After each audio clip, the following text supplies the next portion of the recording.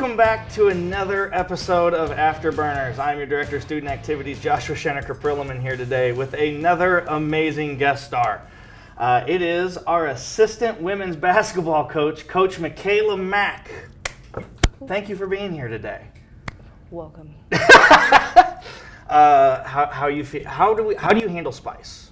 I like a little spicy that tastes good. I don't like the stuff that's very painful. Got it. So knowing what we're about to go through, what's your confidence level in that you're going to handle this well on a scale of 1 to 10? Handle it well? Yeah. 4. Okay. What's your fear level on a scale of 1 to 10? I ain't ever too scared, but I ain't real confident either. Scared. I'm real confident either. So the deal is we're going to just jump right into this, all right? I've got 10 questions, 10 sauces, okay? Okay. All right. Do you want me to give you the heat? Nope, heat I don't want to know nothing. You don't want to know? No. Okay, great. Well, the first one's 1,400 heat units. What does that mean? It's 1,400. We're starting low. A regular mild sauce is sometimes 3,000, 6,000, between 3 and 6. So we're at 1,400. Okay. Let's dig in, girl. Cheers.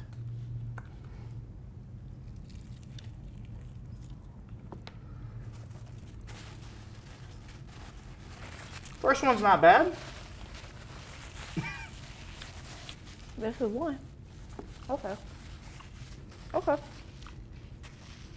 right, so the first question I have for you, out of the ones we've done so far, we've done Kenyon Spears. We've had him at a table. We've had Liesl Sikshesky. Mm-hmm. You're on the younger side of these. Out of everybody that's volunteered to do this, you're on the younger side. Mm-hmm. Growing up in Edmond, Oklahoma, you went to Edmond Santa Fe High School.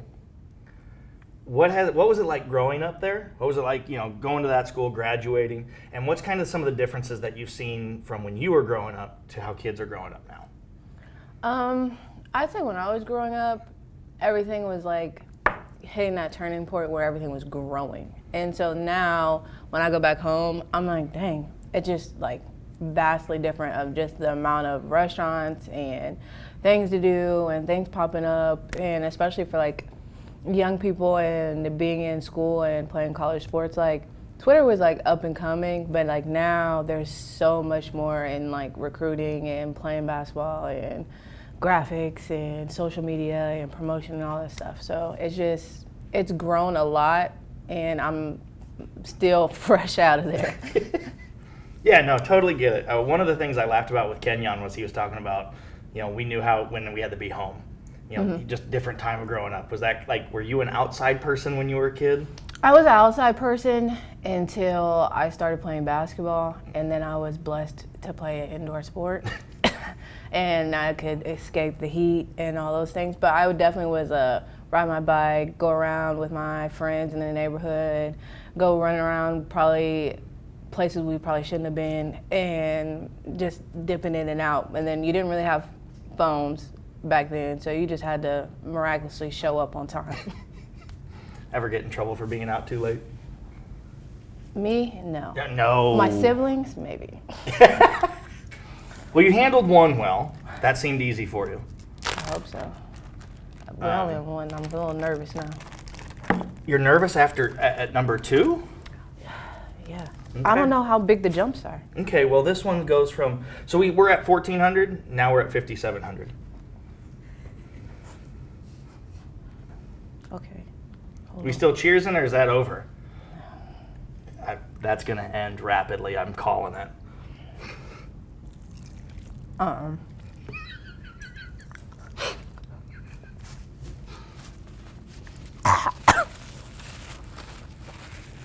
Why does it smell like that? It It smells like death. smells like death. Oh my gosh. I'm gonna die. What do you mean? Because I just tingled my mouth a little bit. That's like a mild wing. What? That's a mild wing. Where?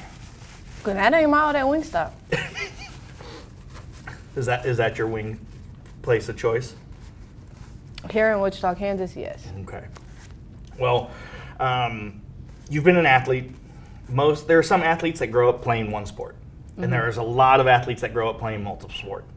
Was basketball it for you, or did you kind of jump around through a few? So I ran track in high school, which is kind of ironic considering that's the part about basketball that I hate. I'm not a runner. I'm a sprinter. I do like short distance. Anything over 200 meters, I wasn't doing. But I did that, dabbled in a little long jump, but it's kind of more so to like stay in shape, not necessarily something I enjoyed. Was there something, is there a sport that you look back on going, man, I wish I could have tried that just like one time? No.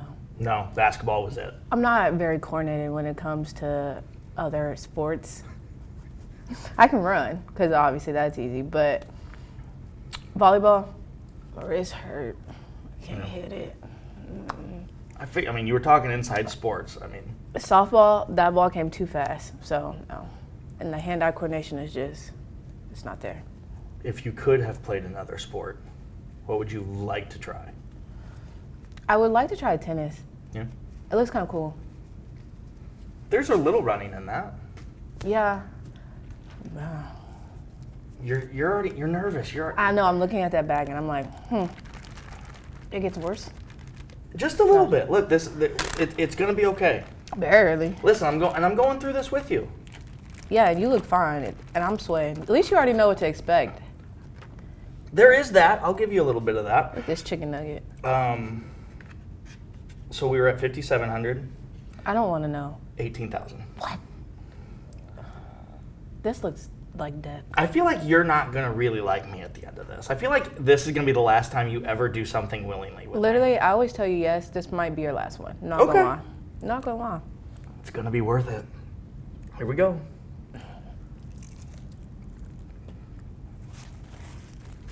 Kind of buffalo-y.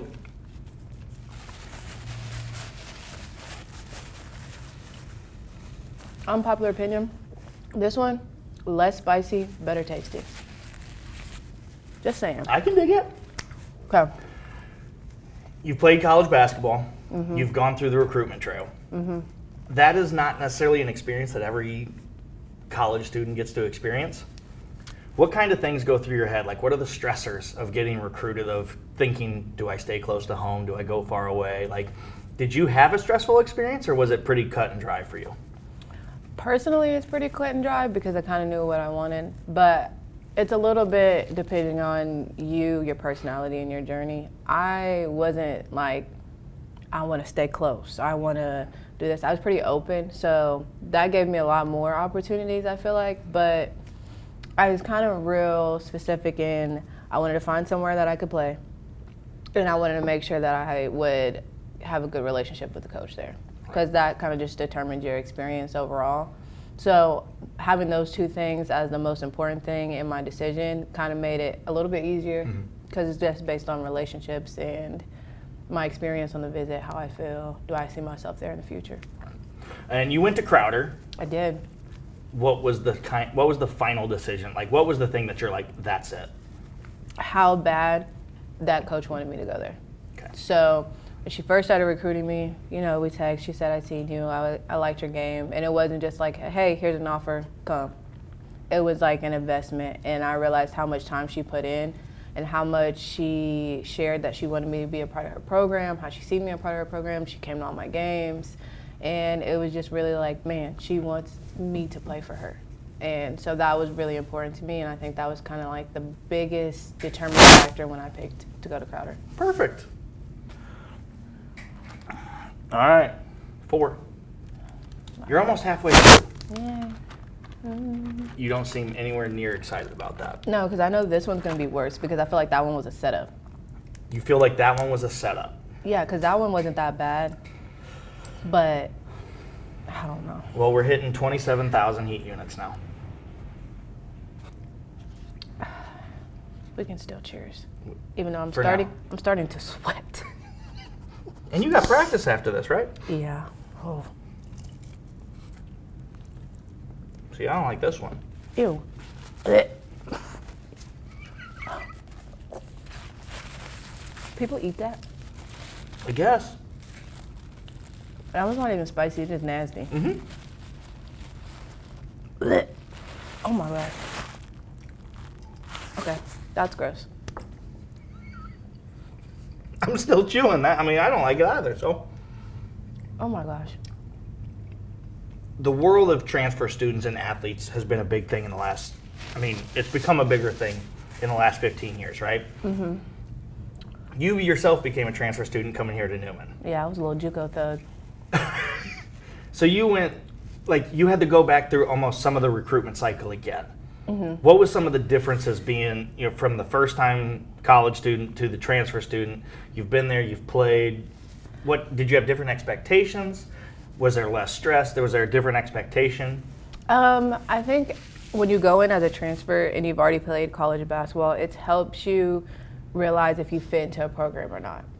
So then you get a little bit more knowledgeable in playing styles, coaching styles. Can I play in this system?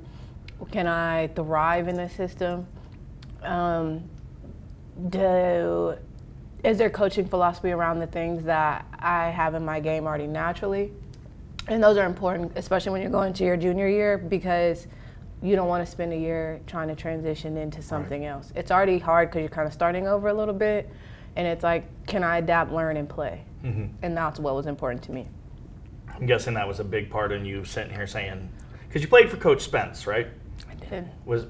Did he again show that same kind of effort? Like, was there another thing for you there that it was like, I can work here with him? Yeah, he's pretty good, and was very honest and straightforward, which I feel like as a player I appreciated because there wasn't a guessing game in what he expected and could I do that. Right. Perfect. No, yeah, we're glad. I mean, obviously glad you made it here. Thanks. I'm not so sure I'm glad to be Listen, sitting in this chair right now. You know, you and me, Newman alums, we're there. Barely. Barely? Am I there? I don't know. All right. This looks, oh my God. You're halfway. This is number 5. Okay. After that one, I don't know. 51,000. These green ones are throwing me off. Green's not the color? Green, obviously not. We're 0-1 with the green. We're 0-1 with the green.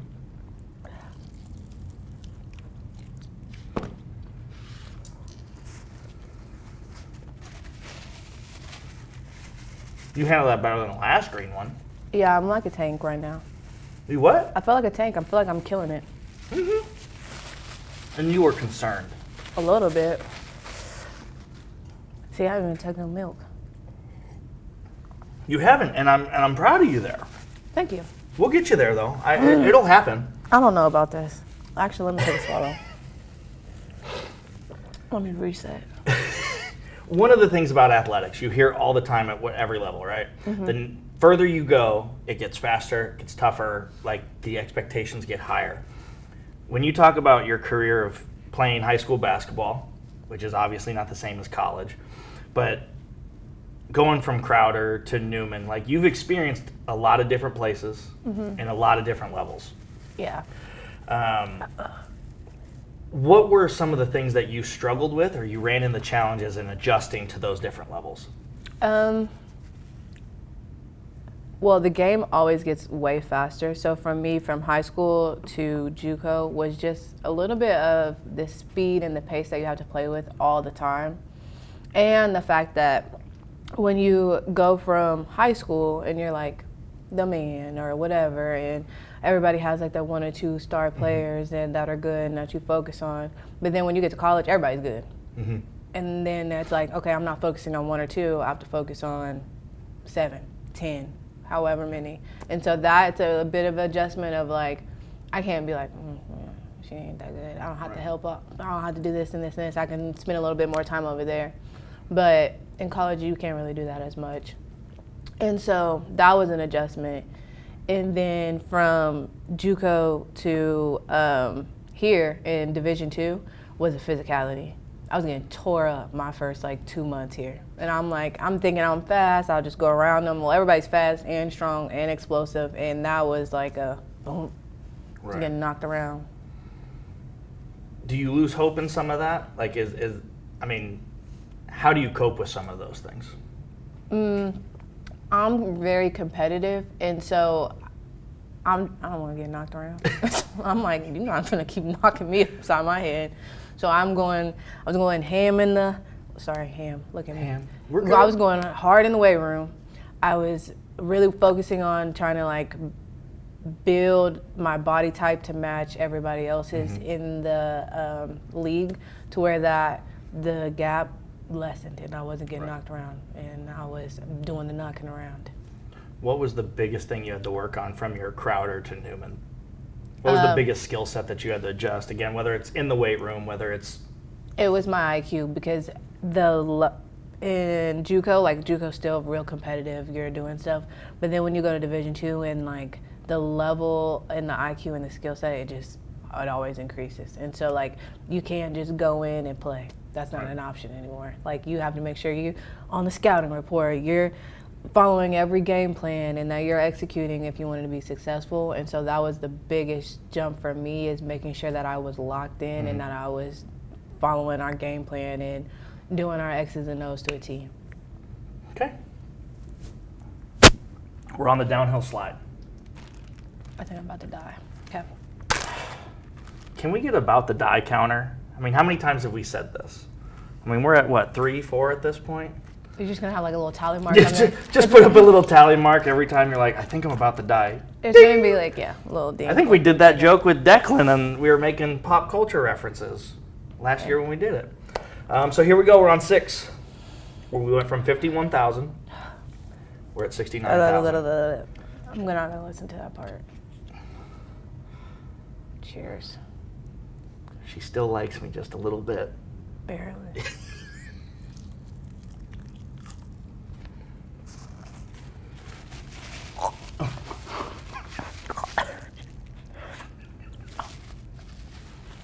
Not your favorite, huh? No.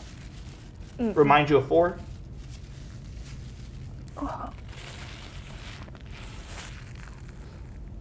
Who made that?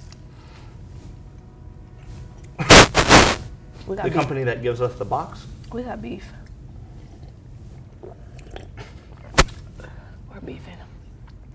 Us in that box.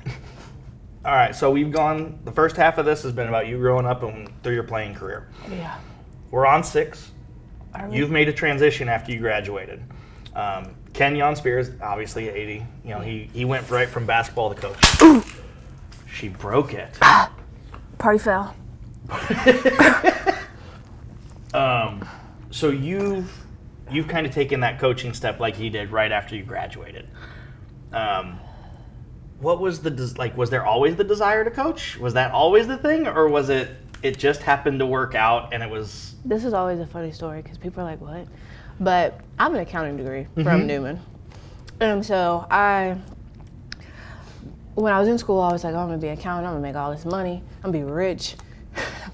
I'm just going to get my CPA and do all that stuff. And once I got to like April, and then when I graduated, it was like right when COVID started. So we went to spring break and didn't come back. And I was doing cost accounting and intermediate accounting 2 online, which is ridiculously hard.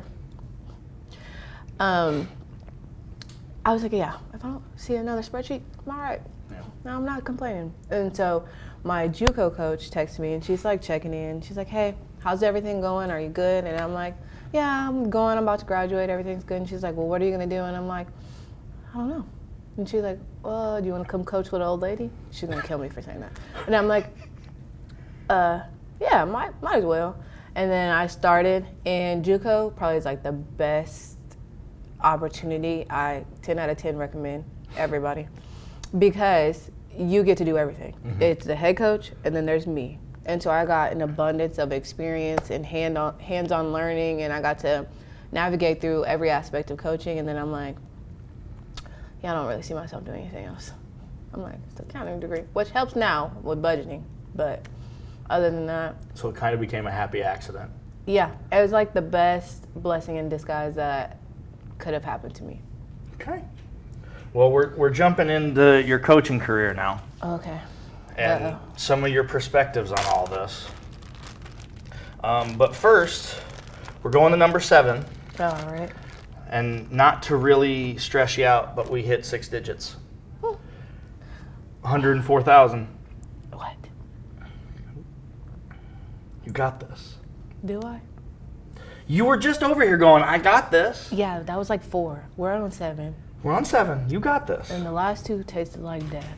Tasted like death. Yeah. Yeah, you're getting more timid with that every time. Like, I feel like you're starting to glare at me just a little bit. I feel like if I take a long time to cheers, then I can prolong. Like, I can wait. You want to prolong the heat? No. Okay. Here we go. Okay.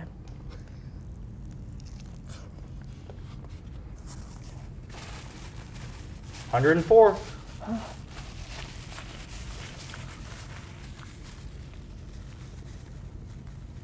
Not too bad. I'm not mad at it. You're officially on the other side of the metaphorical fence when it comes to being on the sideline. Mm-hmm. What are some of the hard truths about recruiting athletes that we don't talk enough about from the coaching side?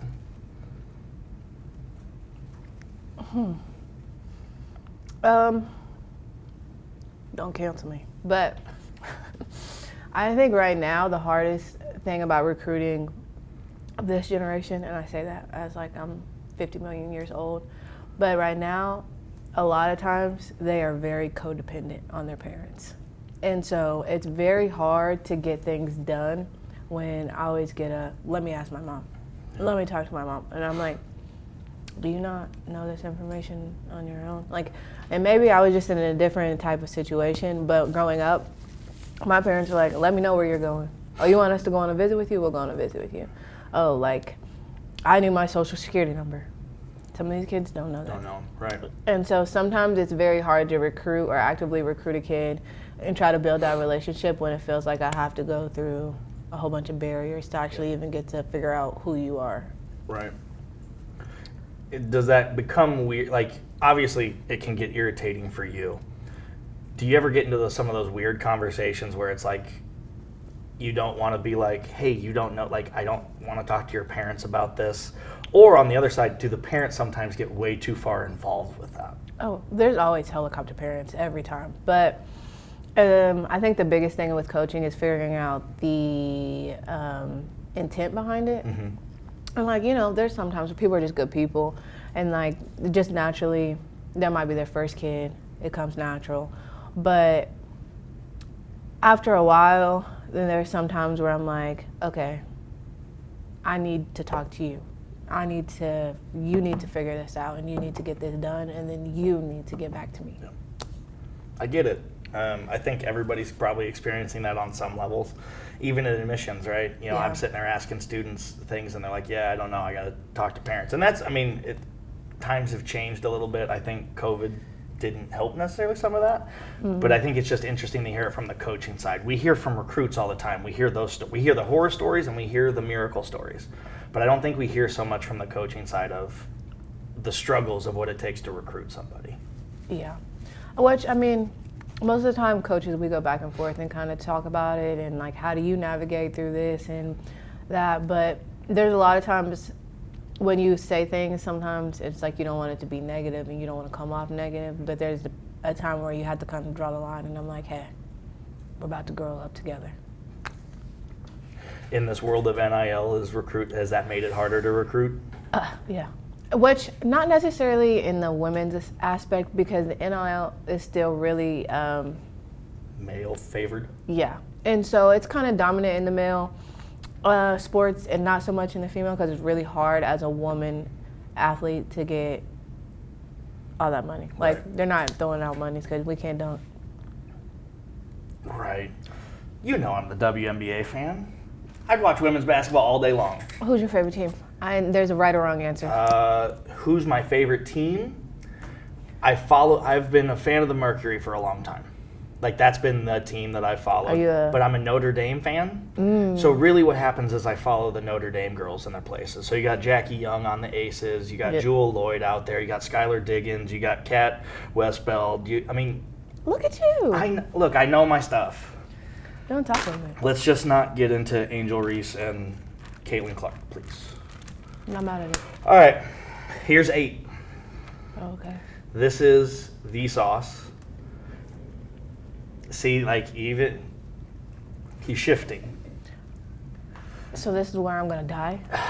This is, again, with the members in the room, worst socks in the box. This is the. Can I get a pre-drink? Could you get a pre-drink? Yeah, we got you. This is the infamous Da Bomb. The bomb. Da Bomb. That's what it's called? It's called Da Bomb. I mean, so it's about to set off in my stomach. We got this. We? I'm right here with you. You keep saying we, and I'm in this too. I'm eating them with you too. yeah, but you've done this before. We're right here. Okay, hold on. Get to myself. Listen, you're on the playing court now. I'm your coach. I'm here with you. We've got this. I don't know if I have the bomb. You got this.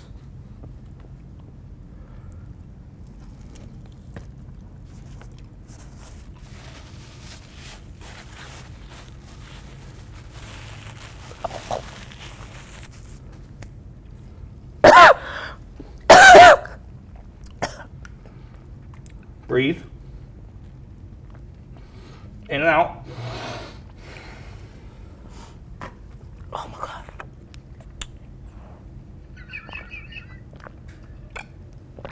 God. I swear. Oh my God. How you doing? It get worse than this. We're only at 135,000.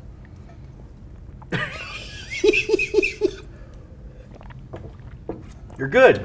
Breathe. I don't feel good.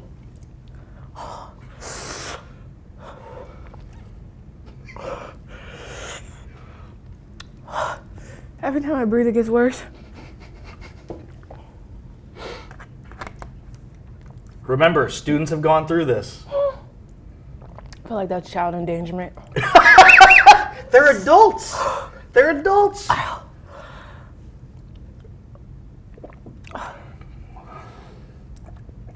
All right. Are you looking at me like you can't answer a question right now? Also, don't touch your eyes. If you need to touch your eyes, use a napkin.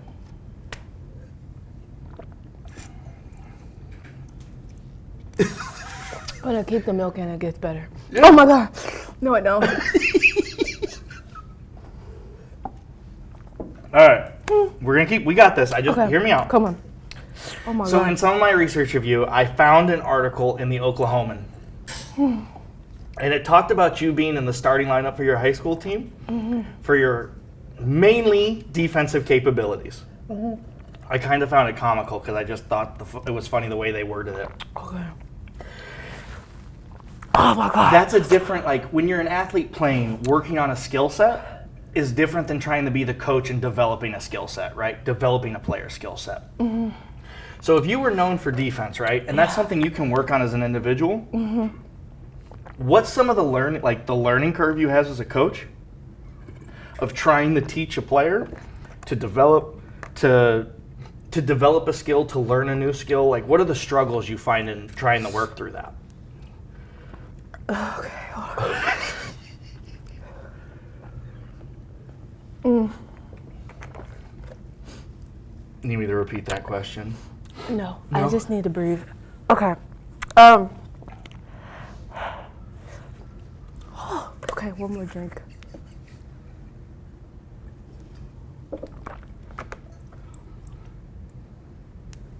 Sorry. You're almost there. Okay. The hardest part is basically when it's not a strength, you have to turn it into not a weakness. Yeah. So it never actually becomes a strength, but just because it's not my strength doesn't mean I'm not knowledgeable about it. Right. And so you can always gain knowledge, learn different things. The game's always evolving. It's always evolving, always changing, so you can always learn the new stuff and grow with the game. I gotta have more. You got two more. What? It get worse than this? It's fine. We're good. We're good. I have to ask, though, but about your defense. Like, defense is a big thing. I know that you actually had teammates on your team that talks about defense wins championships. Yeah. What was it about that kind of aspect, your playing style, that you became known for your defense so much in that? Because I'm pretty scrappy and athletic, and I feel like I have a lot of competitive drive. So that is what fuels my defense. It makes me step up to challenges, and maybe I'm guarding people who are bigger than me, stronger than me, taller than me. But because I have that fight, I'm able to, yeah. 2 more. You're almost there. Excuse me. Apologies. No, you're good. You keep saying that. Semifinals right here. Oh my gosh, get that.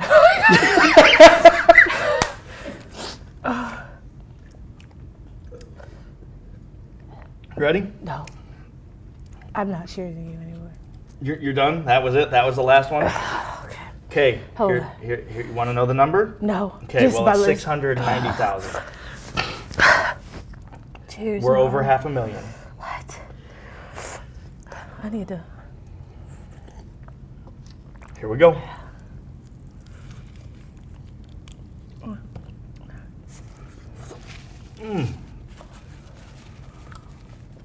Okay. I'm okay.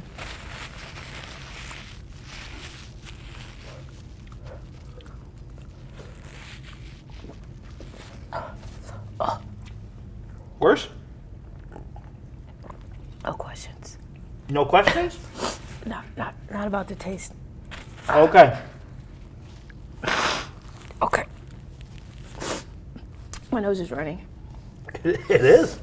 Clear the sinuses. Who needs Claritin? You've made the transition from being a player to a coach. Yeah. What are the rewarding aspects of being a coach? At the same time, excuse me, what are the struggles that you end up finding year to year? Like, are the struggles way different year to year, or is it kind of pretty consistent for you? They're kind of consistent. The biggest problem is like every year, your team is completely different. Even if you have a significant amount of returners, the needs of your team always change with the different things happening in society, the different personalities, the way they blend together. So the biggest challenge I find every year as a coach is figuring out, okay, what does this team need to be successful? And how do I do that? And what's the most rewarding aspect of being a coach? The relationships. It's just the bonds. Getting to build and grow and help student athletes. More so off the court and just seeing them grow into their adult version of themselves.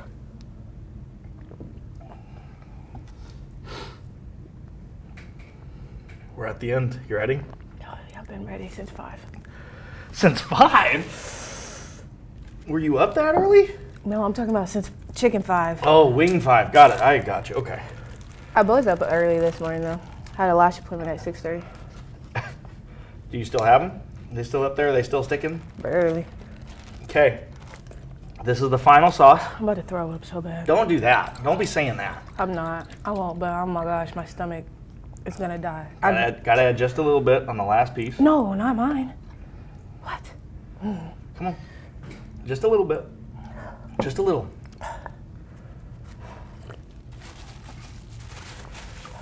Listen, you get to go to practice after this, and you get to show your team how much, how bad you are.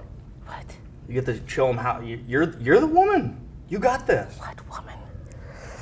Okay. Whew. Just a little bit. Just a little. Drop. Good all you're enough. getting. Good enough. Good enough. Okay. Now I have to tell you, because I need you to be proud of yourself here. Why?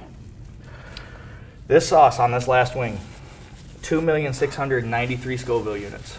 I have another question after this I have Yep. to answer. Oh my gosh. Every time I talk, my lips are about to burn off. It hurts, yeah. Okay. And look, I'll let you take that milk with you today. That's yours. Last one. Here we go. Bring it home. National title. National title. Here we go.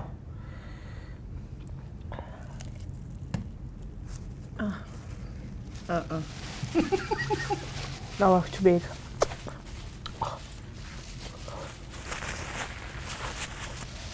Okay. I need more milk.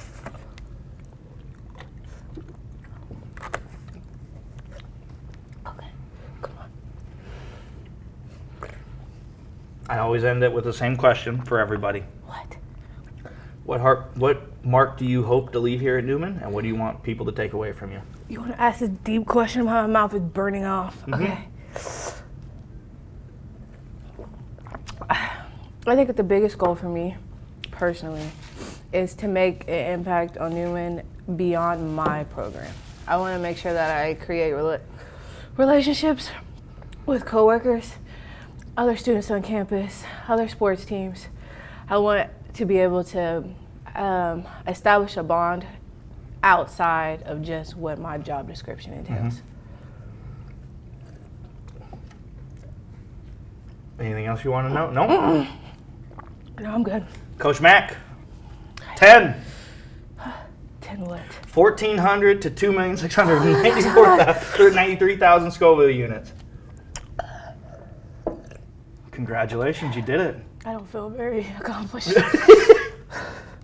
Thank you for joining us. We greatly appreciate it. It's been fun kind of learning about your life. Oh, yeah, that. Yeah, it's been fun for me. I've enjoyed getting to listen to you because, again, you got to share your story.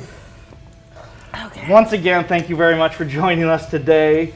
Coach Mack has been a beast going through this. We look forward to seeing Bye, y'all guys. next time. Have a good one.